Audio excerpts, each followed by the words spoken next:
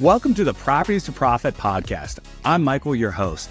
Excited to share with you my journey from a six-figure job to building a successful real estate business. Each episode will explore various aspects of real estate investing, from wholesaling and flipping to managing rentals. I'll share the lessons and insights I've gained, aiming to help you avoid mistakes and achieve your financial goals.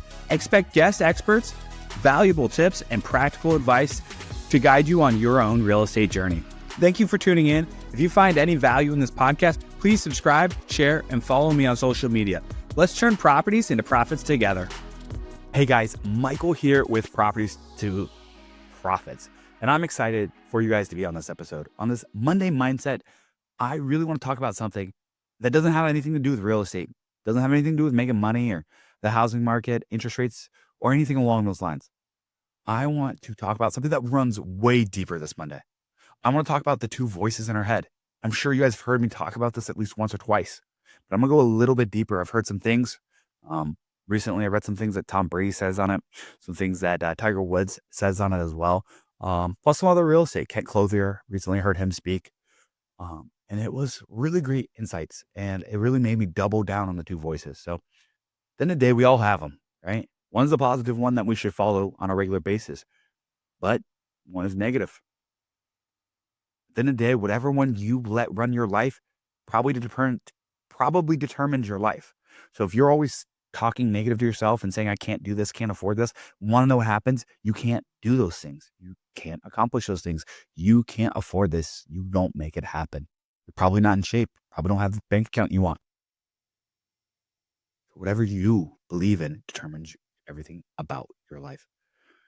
But at the end of the day, the problem is we need to admit and acknowledge that the negative voice is taking control. That voice tells us you're not good enough. You're going to fail. Don't even try because you'll just embarrass yourself. You can't afford the car or the house. You're not worthy of the relationship. You're not worthy of the being a father or mother, whatever that is. I can't be the only one this sounds familiar to, can I? A negative voice is pretty sneaky, isn't it? Shows up when you're about to make a call. Shows up when you're thinking about taking a risk. Shows up when you're about to pick up your kid or drop your kid off. Shows up when you're about to make the next sale, get a new job. When you're trying to change your life, get healthier, go to the gym, diet, whatever that is for you. And instead of moving forward, you stop. You hesitate just a little bit. And then you make the decision to play small because you're afraid of failure. You're telling yourself, I'm going to stay small so I can continue to win. The little wins will stack up. We've all been there. Question I want to ask you. If you said those things to your best friend, or if your best friend said them to you, would you guys still be friends? Better yet, if you're a loving parent, and your kid was struggling with something and you told him, it's okay, you're going to fail anyway. It's okay, you're not going to pass math class today. It's okay. You can't kick that soccer ball. It's impossible. They're 8, 9, 10, 11, 12, 15. What do you think happens? They start to think about it and say, oh, I can't do it. So if you wouldn't talk to your kid that way, or your spouse or your best friend, why do we tolerate that own talk in our mind? Why do we do that to ourselves? Why are we at odd ends with ourselves of what we actually want? I know that's a tough question to answer, but it leads to an opportunity. We don't have to let that negative voice win. What if instead of saying, I can't do this, you started saying, I'll figure this out? What if instead of saying, I don't deserve this, you started saying, I'm worthy of success? What if instead of saying, I can't afford this, you said, how can I afford this? What if that dominant voice that is typically negative in most of our lives was replaced with a positive voice, more empowering and uplifting? Something to think about is the outside world doesn't really change. We all have problems. We all run into accidents. We all lose money. We all have medical bills.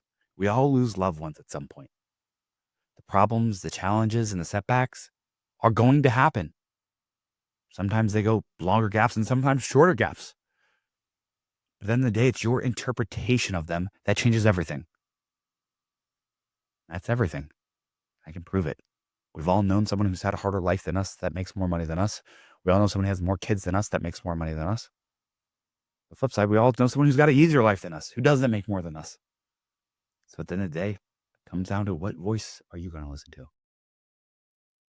There's 4 ways to change this if you want to. If you don't want to change this, no need to listen. I totally accept it and totally understand it. But first things first, you got to notice. You got to become aware of which voice is speaking. Is it the critic or is it the coach? Is it the one always bringing you down, or is it the one always pausing, giving you that positive feedback to get to the next level? Name it. When you can say things like, that's just the critic talking. So you say, I can't afford that. You're like, that's my critic. And you cut that out and replace it. That's neutralizing it. Replace that negative thought with something neutral or positive. Instead of saying, I'll fail, reframe it to, this is going to be hard, but I know I can get through this. And I know I will be stronger because of it. You lost someone in an accident that you love? Find the gratitude in it. That you had the life with them, that you met that person. There's always a good in every bad situation. And then you got to feed that positive voice every single day. That could be affirmations for you, journaling, gratitude. The more you strengthen the coach over the critic, it starts to weaken the critic. When the critic becomes weaker, you'll start to live that intentional life that you desire. The cars, the money, the relationships, your health, the job, the house, whatever it is for you. We all have different dreams. You're asking yourself, how do I make this actually happen? What do I do?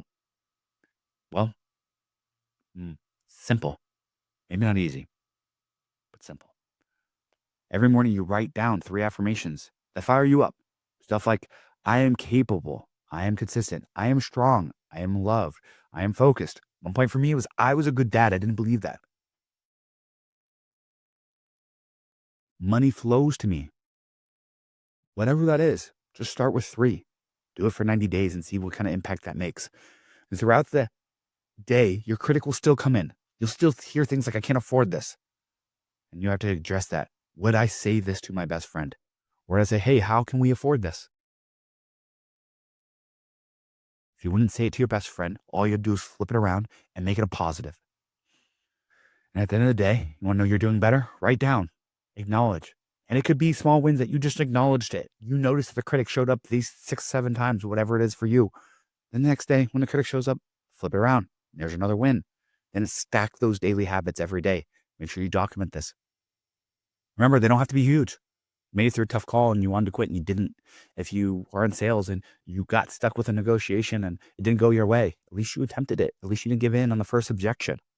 Document those wins because they will add up and give you more reps that you know the coach is winning. You're starting to train your brain to see wins. When you train your brain to see wins, everything changes. Things really get better. What happens is you start to show up with more confidence. You'll stop second guessing things. How many of us have been in a relationship and we second guess if the other person I belong in the relationship with that other person? Well, it comes down to you're letting your negative voice talk, which does nothing but cause anxiety. You'll start taking action faster because you're not paralyzed by self-doubt. Other people will notice, your family members, your coworkers, your team if you're an owner, your friends. They'll feel the difference. And let me tell you, opportunities start to open up. More people want to be around you. And what happens when more people want to be around you? You get more opportunities in life.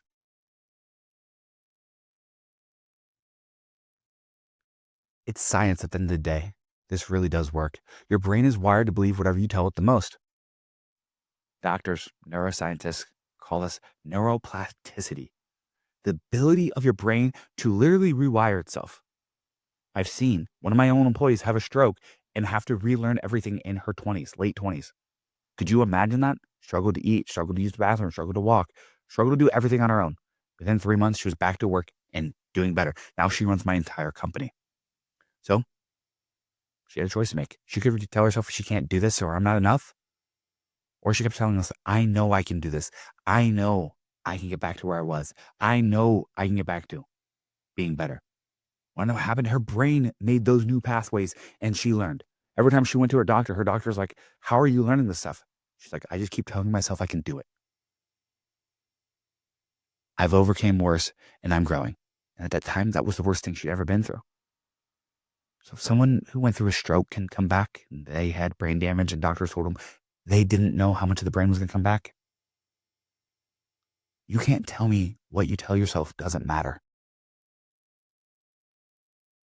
I've seen it time and time again.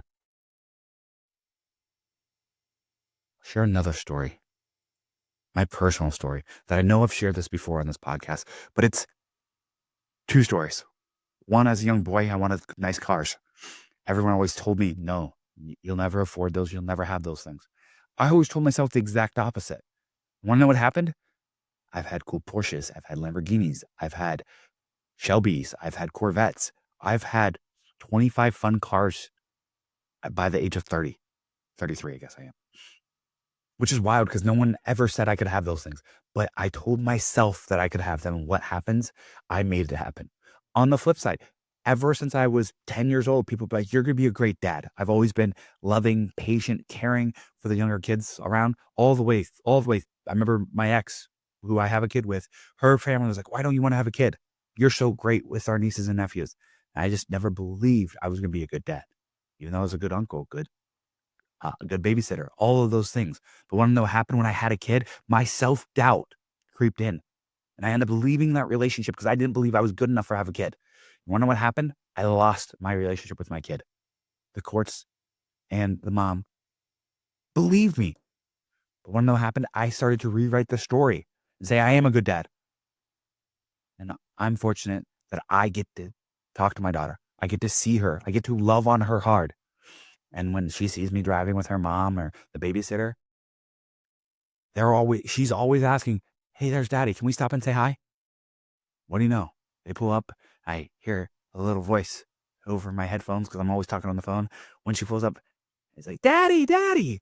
And that makes me feel so good. But the biggest lesson I want you to take away, nothing external, no market, no rejection, no how you were raised, no obstacle actually controls your life. Life is 10% what happens to you, 90% how you handle it, how you talk to yourself. What are you going to tell yourself? Are you going to win the battle in your head? Or are you going to lose the battle and be a victim to your own mind that you get to control? You, yes, you, person I'm looking at right now, gets to control it. The choice is clearly yours. The choice is yours. So start today. Start rewriting your journey. Start rewriting your mind on what you're going to achieve and what you're going to tell yourself. Go home right now, pull over if you're driving, and write down the top 3 negative things you notice you telling yourself and flip that script. Come up with something positive to say. Replace that negativity and do it for 90 days. And watch your life start to change. Come up with a positive statement for each of those negative things and read it. Read it, read it, read it every day. Do not doubt yourself. I know you're capable of more. I know you can turn the script around. You depend on it. Your family depends on it. Someone you don't even know depends on it. Someone later on in your life will thank you for the work you did today, 10 years from now, 15 years now, 30 years from now. Your ripple effect is so big you don't even realize it. Commit to doing this for 30, 60, 90 days. And I promise you, you'll look back and you'll start to rewrite. You'll start seeing things positively and you'll start achieving all your wildest dreams. I want you guys to remember you have 2 voices. You get to choose the outcome. The critic or the coach. The doubter or the believer. Whichever one you continue to feed yourself is the life you're going to have. There's only one that wins though. Make sure you choose wisely. Make sure you commit to a change today. Guys, thank you for tuning into this episode. If you got any value, saw any action out of this, if you're going to make an action, please share this on Instagram. Leave us a 5-star review wherever you're listening to this or watching. Give me a follow on Instagram, realestatemic02. I would greatly appreciate it and hope you guys have a great day. Thank you for listening to the Properties for Profit podcast. I hope you found today's episode valuable. If you enjoy the show, please subscribe and share it with others who might benefit. Follow me on social media for more updates and tips. Until next time, keep turning properties into profits.